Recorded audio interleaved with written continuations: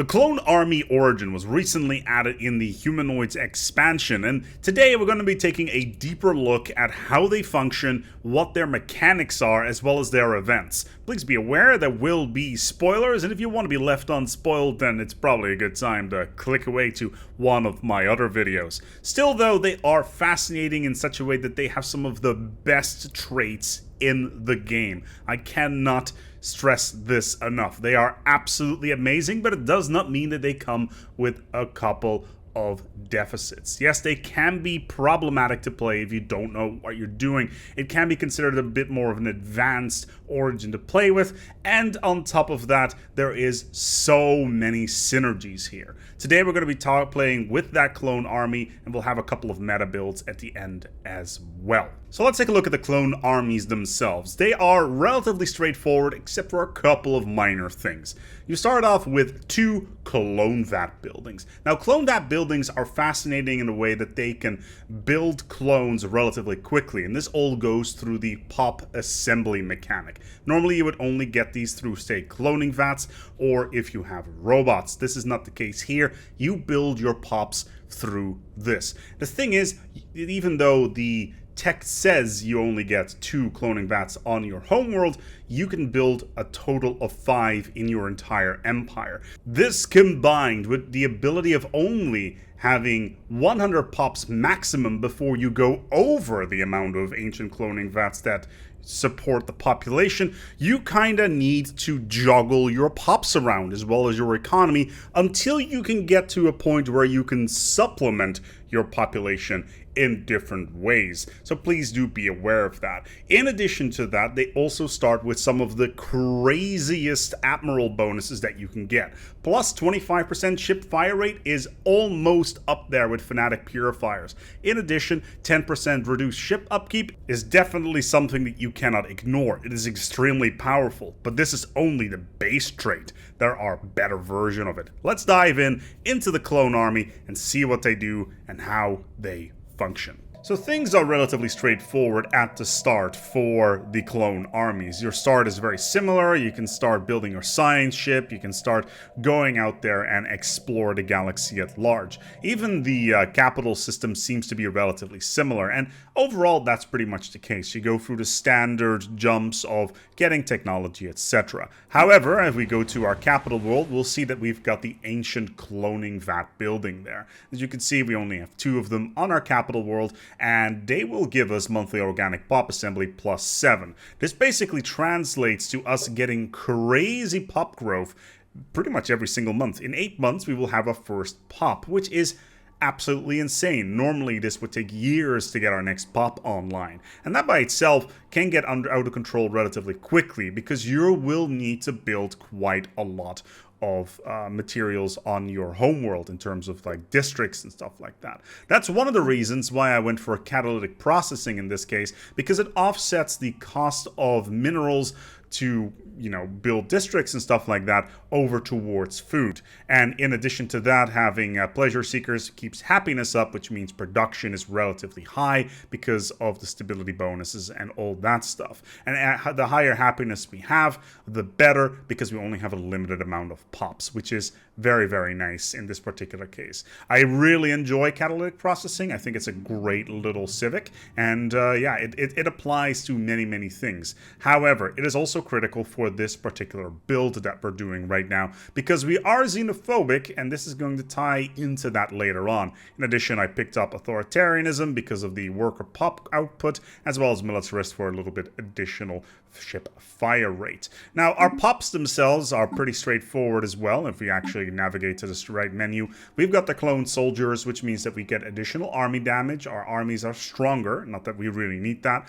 The leader lifespan of -40 doesn't really impact us that much because, well, our pops are basically battle-born at the age of 1, and on top of that, our governing ethics attraction plus 50 is pretty good to keep a good hand on our factions. Keep an eye on this particular trait though, because later on in the game, something special is going to happen with it, which makes it one of the best ones available. Now, sooner rather than later, we will end up with our first tradition point that is available. Now, Common knowledge would say that we would have to go for the Discovery tree. Discovery is, of course, extremely powerful because of its finisher, which gives us additional research speed. It's really good. In addition, we can get more survey speed, and on top of that, we can get more anomalies, which can give us a lot of passive bonuses in the early game. However, because of the crazy production speed of our pop assembly, this may not be the correct choice in this particular scenario.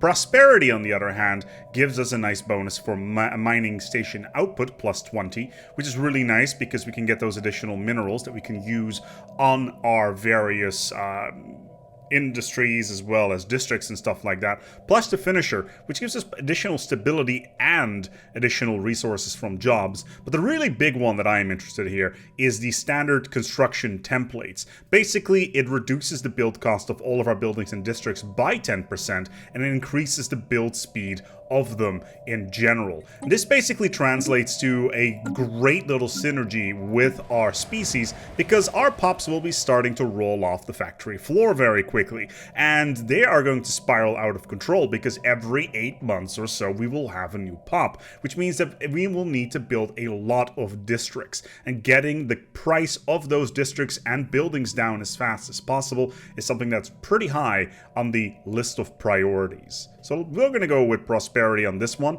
and then later on move into the discovery tree for the tech bonuses. Now, as you can see, my jobs available compared to the amount of districts that I have available is kind of trying to catch up with each other because our pops are coming off the line so quickly. So in order to get enough minerals, it's usually a good idea just to sell off materials and buy new minerals where possible. In addition, you can also lower the cost of districts by getting an architectural engineer governor if you have one available. I do highly recommend getting it because anything of lowering those costs is a good way of dealing with things.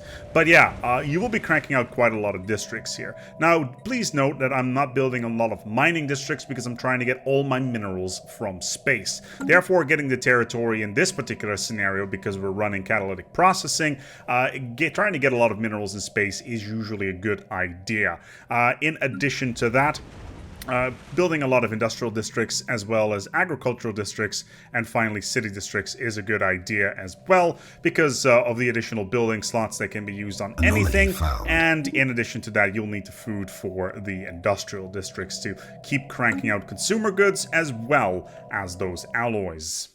Now, after a couple of years into the game, you will get the debated origin event, and basically it boils down to the clones are not sure where they came from, and we're gonna need to find out where it was. And because of that, we will get a negative modifier. Unity goes down by 20%, which will impact our general growth in the Unity department. So having that first pick is very important for clones, and our happiness goes down, which is not all that great as well. Plus, we will get ourselves a brand new dig site on our planet, which is called the Homeworld Excavation. And that would be a good time to get an additional science ship up and running to dedicate its time to that particular setup there. One thing important to note there as well, debated origin is right here if you want to see more details on how that impacts things. Now, once we get our first colony running, we will see the full impact of our choices, and that is this here indicator. Pops are declining on our first world, and that is of course problematic. If we go take a look at it, we see that we have the insufficient clone vats modifier, which basically means that the first building we need to build is of course an ancient clone vat, and we can do that relatively quickly. And I hope that you've been using quite a lot of mineral swapping and trying to get those clone vats up and running, or at least have the money for it, because this is the first thing you're going to be building, just to make sure that you can support all your pops. Now, this is a very nice little world. We're going to be using this as our food/industrial planet, and we're just going to go ahead and ignore all these delicious minerals over here because we do not need them in this particular setup. Of course, depending on what civics you pick, this may be different.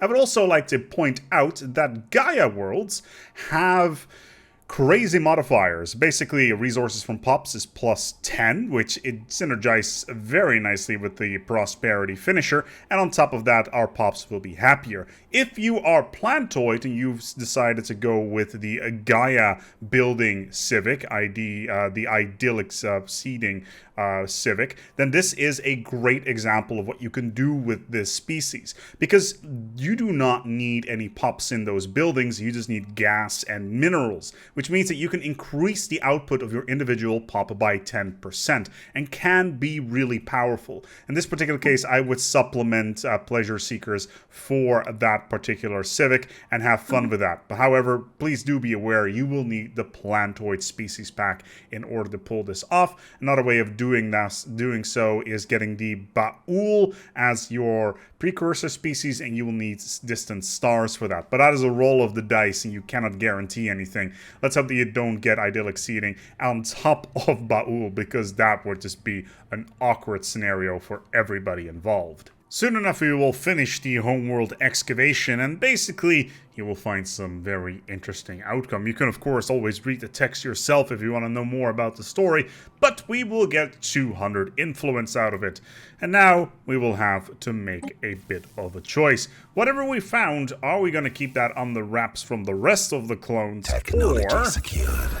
are we going to go public with it? Because it is our history, after all. Well, yeah, we can basically say that, hey, we were created in the image of our creators, and then we get a unity bonus of plus 20%. Basically, the debated origin modifier gets removed, and we get that offset for a little while, plus the happiness plus 15%, or we can just be truthful. Well, if we are in fact truthful, we will get a slightly smaller bonus in the long run, but it will be sticking around for significantly longer.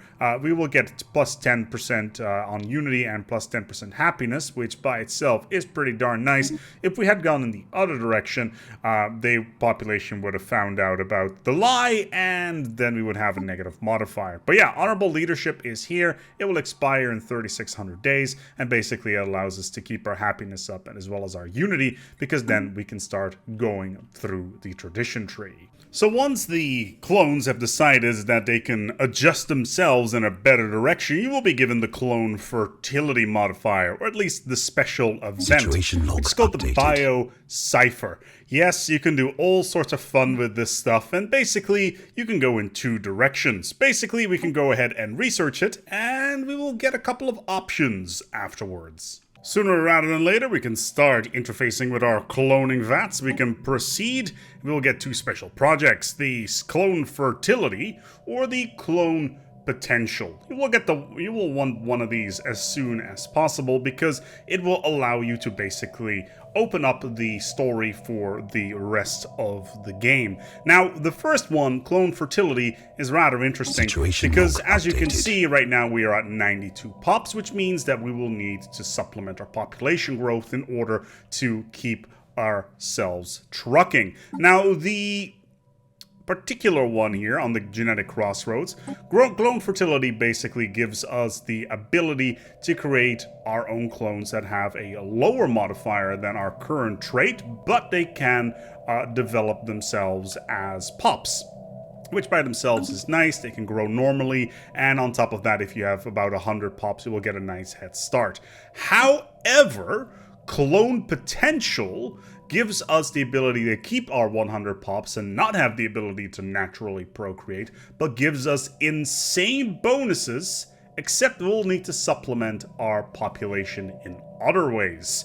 You will see how we were going to go and do this in this particular showcase, because we're going to go with clone potential to get the best bonuses possible. And as we bring ourselves to our fullest potential, we will get better clones. Now, the clones themselves, let's keep an eye on our economy in this particular case, have some interesting bonuses. As you can see, our economy may not be doing the best right now because I've been floating mostly on alloys. The bonuses that we're about to get is going to boost our alloys and consumer goods into the stratosphere. The Clone Soldier Ascendant not only gives us a plus habitability bonus of 20%, which means they can live anywhere. Ruler Pops will improve bonus output. Specialist Pops will get a plus 25 bonus to output. And we get army health and a whole slew of other things. Now, we cannot do any genetic engineering here, and we cannot reproduce naturally, but these are some of the best traits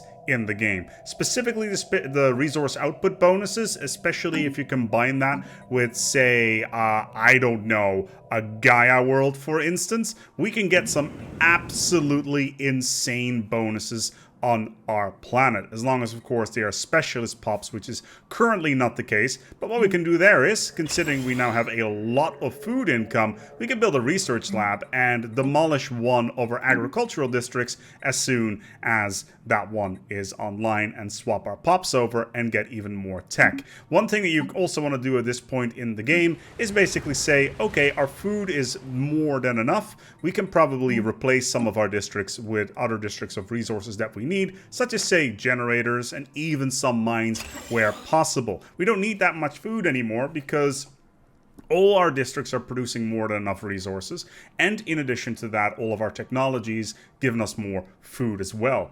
But we want more food. We want more food. We want to be completely self-sufficient and never have any agricultural districts again, and focus everything on industrial districts as well as the rest. So, alien species next door, which we don't know where their other planets are. We do know their capital. We also know that they consist of food matter. And this is where the xenophobe trait comes in. Now, due to our booming economy, it's time to actually put an end to some of these neighbors of ours, specifically the one that have juicy pops. Now, I could go ahead and demand vassalization or tribute, which is how I'm going to instigate this war, and then basically say, once they say no, yeah, we are going to go to war and deal with this for once and all. Yeah, we can now do the subjugation. We are going to try to make it tributary. And we're just going to go ahead and send in the clones, because off we go.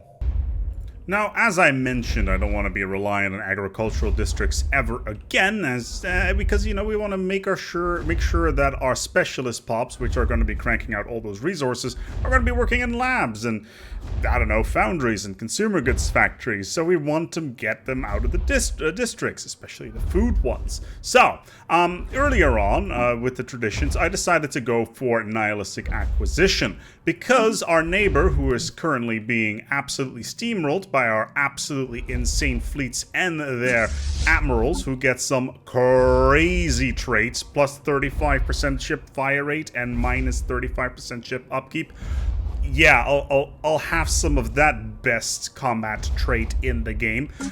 We have decided to, I don't know, take all of these pops that are on this planet and move them over to our capital worlds, because they're going to be working in the mines for a little while. And by the mines, of course, I mean the fields, because chattel slavery is not going to work. You are going to be livestock for the rest of your existence. So yeah, we can now go ahead and get all that livestock up and running, and basically never have to deal with food issues ever again, because, well, they're all getting deployed into the livestock mines down here, and they're already generating a reasonable amount of food, which is great for us, because it means that we can move those extremely valuable agricultural districts pops to somewhere else where they are more valuable, whether or not it be the industrial districts, or whether or not we get a city district up and running with more labs, etc. Which is exactly what we're going to be doing, because we're very rapidly supplementing our growth modifier issues, because, you know, a pop a day keeps the Xeno away, which is exactly what we're doing. Of course, there are very different ways of doing this. Basically, you can also go into the direction of very happiness-orientated and migration treaties. As soon as a pop lands in your empire, you'll be able to basically set them to growing very, very quickly. As you can see right now, we have a pop growing on our planet already.